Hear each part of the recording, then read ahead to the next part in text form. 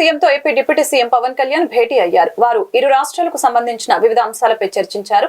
ఎర్రచందనం స్మగ్లింగ్ ను అడ్డుకోవడానికి సహకరించాలని పవన్ విజ్ఞప్తి చేశారు. ఆంధ్రప్రదేశ్ ఉప ముఖ్యమంత్రి జనసేన పార్టీ అధినేత పవన్ కళ్యాణ్ గురువారం నాడు కర్ణాటక ముఖ్యమంత్రి సిద్ధరామయ్యను కలిశారు. వారు ఇరు రాష్ట్రాలకు సంబంధించిన వివిధ అంశాలపై చర్చించారు. ఈ సందర్భంగా ఆయన ఆ రాష్ట్ర సీఎంను కలిశారు. సిద్ధరామయ్యకు పుష్పగుచ్చం ఇచ్చి శాల్వ కప్పి సత్కరించారు.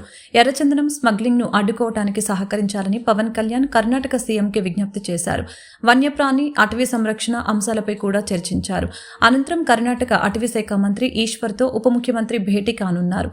ఏపీలో అటవీ ఏనుగుల ఆగడాలను అడ్డుకోవటానికి కుంకి ఏనుగులను ఇవ్వాలని కోరనున్నారు.